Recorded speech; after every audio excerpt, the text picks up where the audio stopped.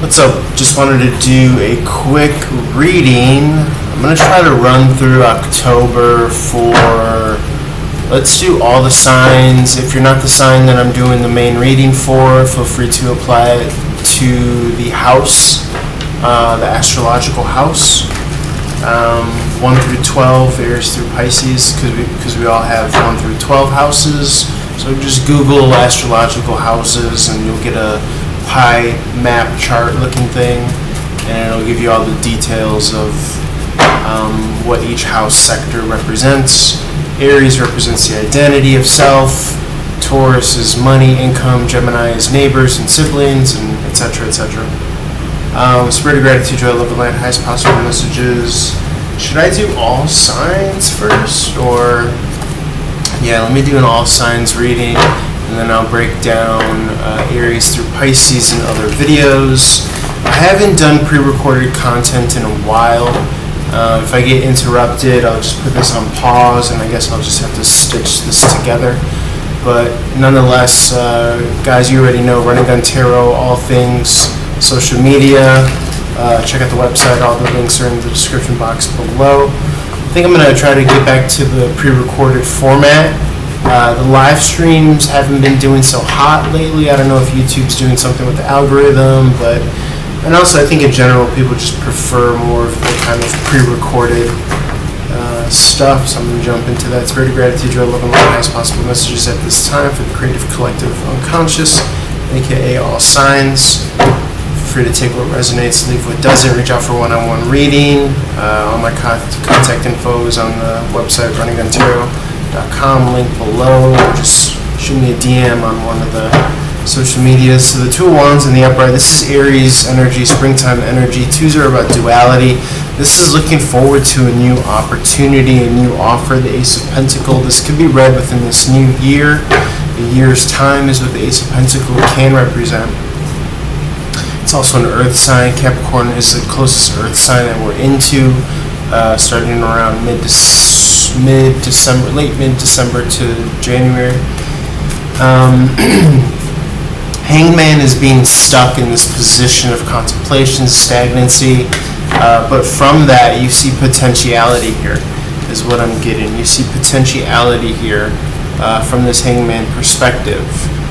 It's almost as if you're learning now how to operate efficiently. There's no waste, is what I'm getting here.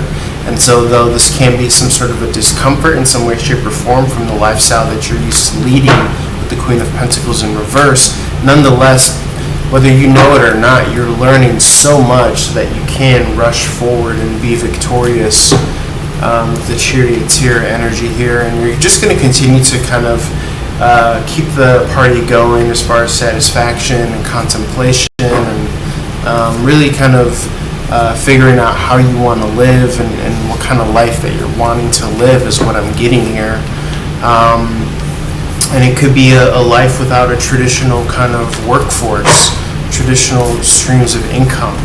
Now, obviously that lends itself to having to renegotiate, having to do a little bit of a balancing act, like I said, a little bit of a discomfortability here, but it's nothing that I can't see that you will, figure out.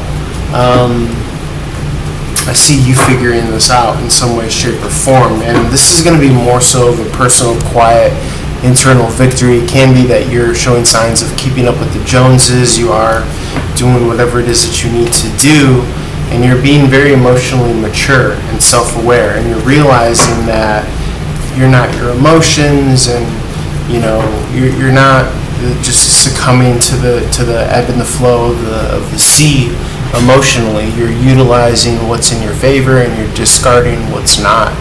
And I think other people are recognizing that, other thought leaders, other leaders in the community.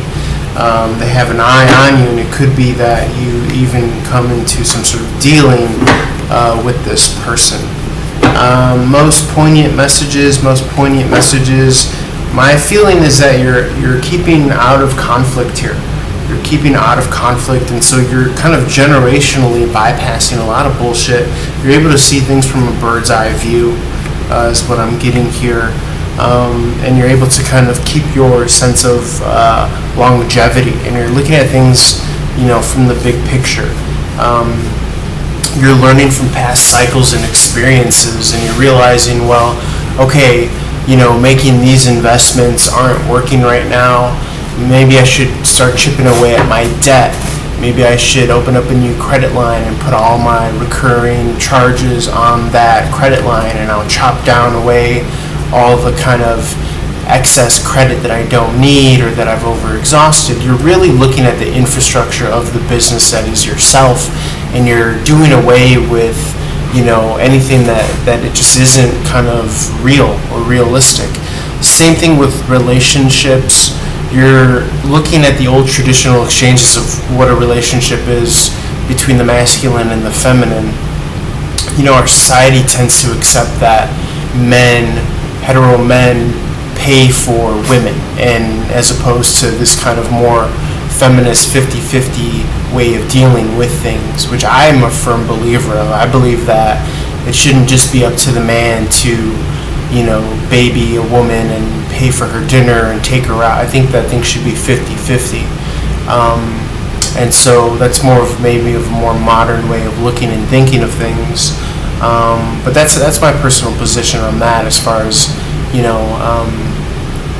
I can understand the niceties, but at the same time, it's like everybody has their role to play, and I think financially speaking, I think everything should be even, because for the most part, things aren't set up in a man's favor, as far as marriage, as far as children, as far as divorce court, so men are kind of at the behest of women, and there are a lot of stories where women just use men for their resources, and when they get to a certain age, they just divorce them, and then they have to pay, alimony or child support, and men get screwed by the system. So for me, in my mind, I'm all for kind of men's rights and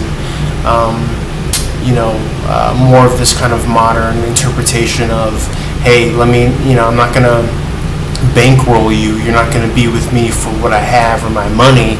You're going to be with me for me. You're not going to be with me just because I could give you children and a family and a house. You're going to be with me because you're for me. That's the kind of like ride or die relationships men are looking at. Nowadays, modern men are looking for that. And if you can't provide that, then there's going to be a whole generation of men that are going to put themselves first and